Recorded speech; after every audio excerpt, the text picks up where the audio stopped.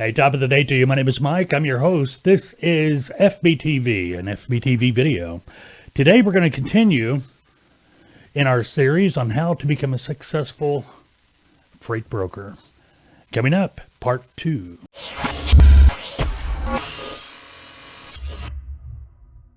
Hey, hope you're having a great day wherever you may be. My name is Mike. I'm your host of the FBTV video, FBTV podcast.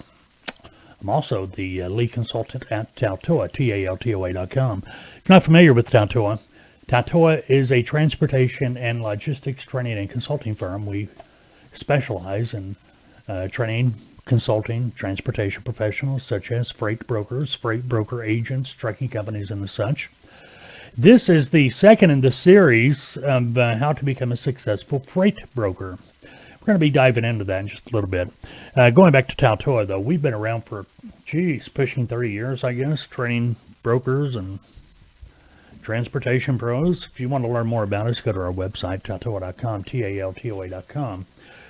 And we're going to be talking a little bit about training today in this video. Not necessarily our training at Taltoa, but training, period.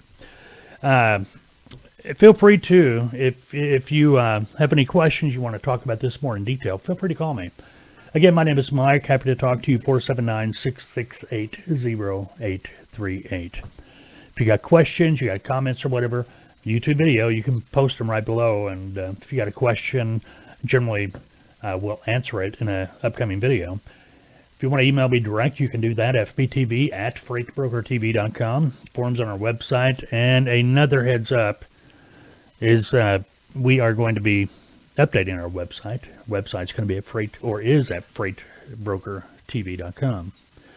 All right, how to become a successful freight broker, part 2. If you missed the first video, just go back and look. We should put these in its own playlist. Might do that later on.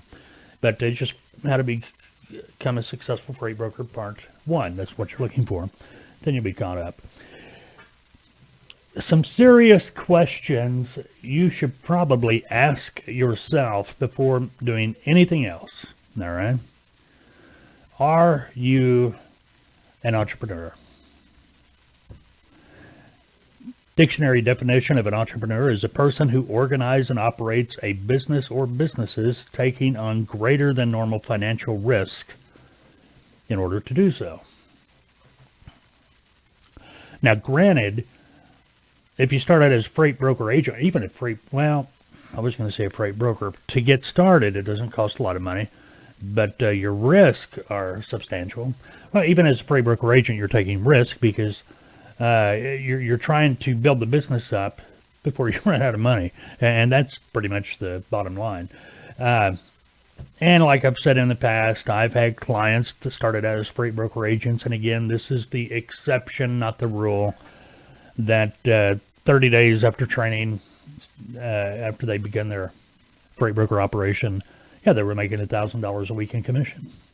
I've had other clients, 3 or 4 months later, they were still scratching their head trying to move that first load.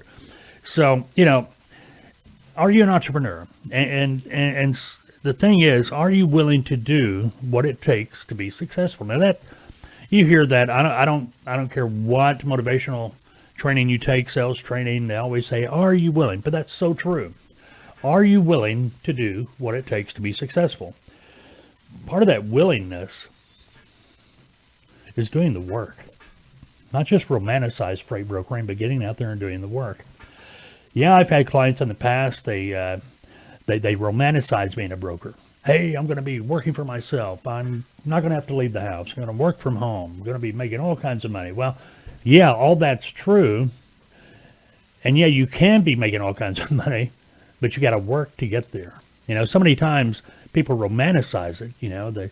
They like romanticizing it that, hey, my commute's going to be from the bedroom to the office or, wherever you're working out of your home, or even office if you got an office that you go to.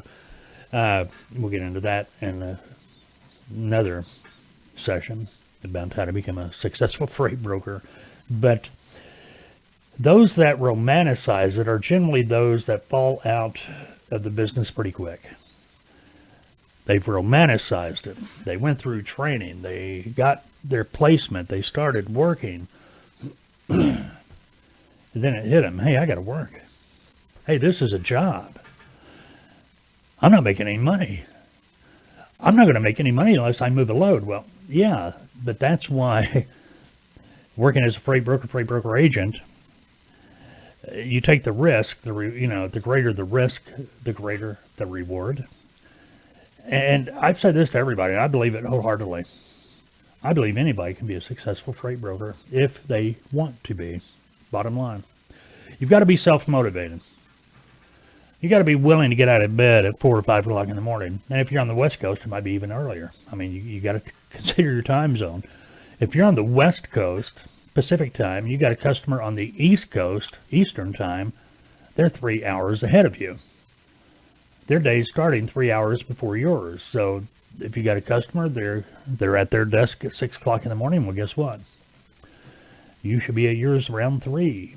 I've had successful clients out there in California that have no problem with that.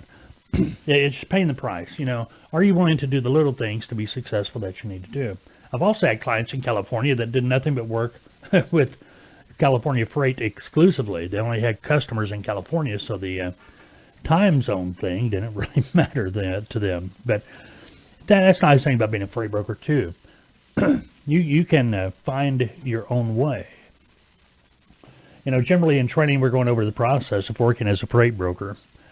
And what I mean by process is, it doesn't matter what you're brokering, the process is going to be the same. But in training, we're focused on dry van, flatbed, and a refrigerated because it's, pretty much general freight. But if you plan on doing some type of niche market, maybe you heard from somebody, hey, you need to start brokering oversized loads. You can make a ton of money doing that. Yes, you can.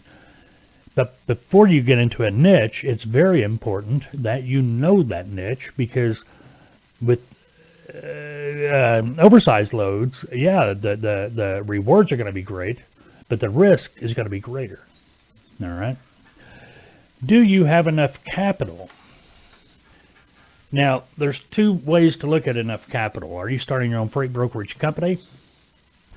Or are you starting as a freight broker agent? This is why we generally say start as a freight broker agent. I used to get asked this question all the time. How much cash do I need to start a freight brokerage? And our pat answer was $150,000 cash. That pays for your brokerage, pays for getting everything you need, pays you for several months where you can draw a little bit so you don't go broke. Where you got income coming in, what I'm getting at. And it gives you the capital to be able to pay a truck, or even offer quick pay or advances to trucks, so you can build up a carrier following quicker. Now, do you actually need $150,000? No. People do it all the time for much less. And it's just a matter, that when we tell people $150,000, they understand, it's kind of like a wake-up call, where, wow, all of a sudden it becomes real. It's serious all of a sudden. And then we try to talk people into start out as a freight broker agent. And this is with Tautoa I'm talking about. The reason we recommend starting out as a freight broker agent is simply because it provides you the opportunity to enter the industry as a freight broker agent. A freight broker agent is one contracted to a freight brokerage company working under their license, so that way you avoid all the pitfalls of having, or expense, I should say, of having to get a license, $75,000 property broker surety bond, UCR, BOC3, insurances, and such and such. It allows you to begin your broker operation as an agent. It allows you to start gaining experience, real life experience. It allows you to begin building your customer base. It allows you to become operational. So you're really, you're building that customer base, and at the same time, you're going to be building a carrier following, and so on and so on. Now, why is that important to start out as a freight broker agent? Because you're going to find if you start a freight brokerage from scratch with no previous experience or anything like that, or very limited experience, you're going to find a lot of carriers don't want to work with you because you're brand new. You have no credit score. You have no days to pay. Nothing's listed. And we'll get into that later on this series. Matter of fact, I'm sure I've got videos posted about this kind of thing. But if you're a freight broker agent, you start building a carrier following. Okay. Those carriers that have worked for you in the past, now you have a personal relationship. They will give you the opportunity. They'll give you a chance. They're not going to be so hard on you because they know you. Kind of see what I'm getting at? It's always a good idea to start off as an agent. How much capital do you need as a freight broker agent? I don't know your bills. You need to have enough money to pay your bills, your personal bills, and live, because you got to live. You got to pay your bills. You got to eat. Got to make that car payment. Got to pay the electricity and internet bill and telephone bill and stuff. It's up to you.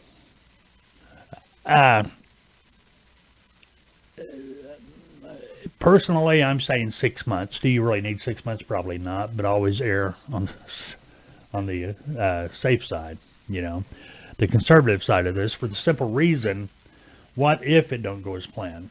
And never think you're going to be the exception. Never think you are going to be the exception to the rule that in 30 days you're going to be making $1,000 a week. Don't put any faith in that. If you are, that's great. But the thing is, if you are, that's great. But if you aren't, you're not going to be let down. You're still surviving. You're still living. The thing is, if you're working out of your home, you've got to get out of bed early. You got to be in front of your computer. You got to be at your desk early. You got to be available. You can't, well, my phone's not ringing right now. I'm going to go in the front room and watch Netflix. You can't do that, especially in the beginning. I'm not saying people don't do it. I'm just saying you shouldn't do it.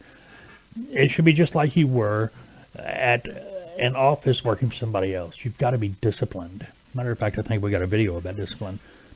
But as far as capital, working capital, if you're an agent, or operating or living capital, actually, the overhead for working as a freight broker agent is slim to nil. Okay, if you're brand new, just starting out, yeah, you're probably going to have to pay for your load board. You're going to, generally speaking, we always talk about 3 different load boards: DAT, 123 load board, and truckstop.com. And we'll go into that a little bit more in another module as well. But you don't want to go out and start immediately with all 3 load boards. You have no customers yet. You have no loads. You have no money to make.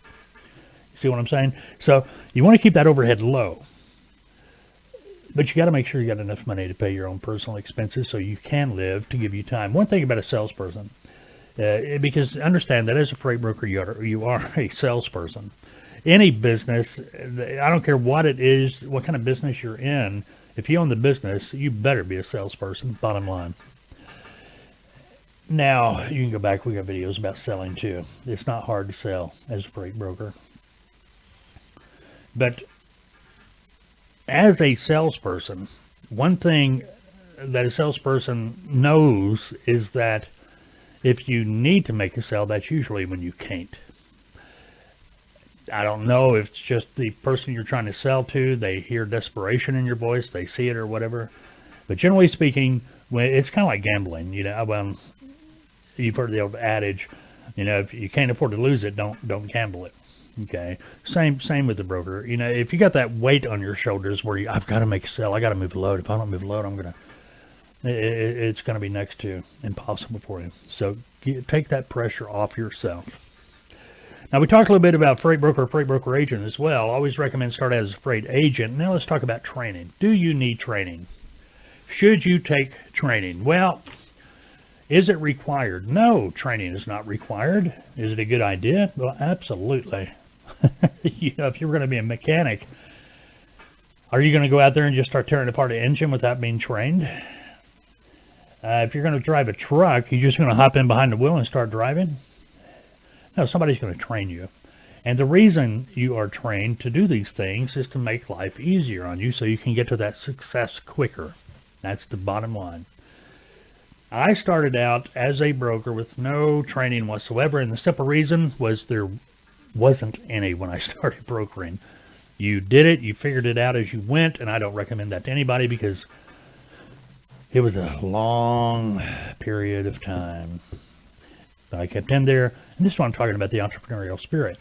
That becoming an entrepreneur, you're willing to, do the little things to get out there and hustle it up. Do what you got to do to be successful.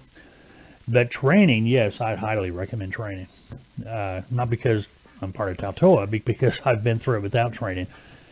With training, you're going to get in there and you're going to come out of training so you can hit the ground running. You're going to know what to do. You're going to know what to expect. You'll have had experience working with the different tools, programs, and software, things of that nature.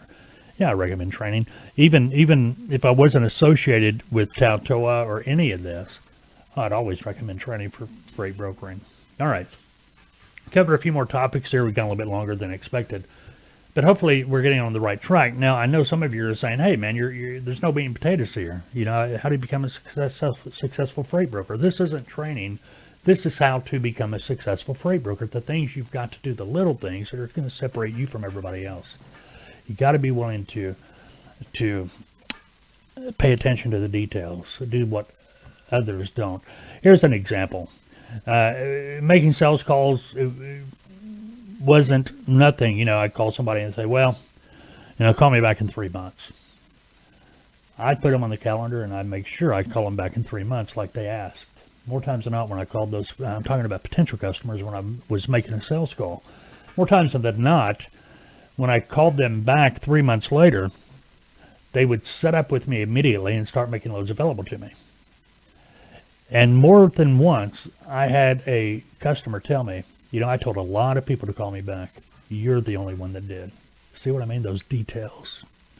All right, go have a great day.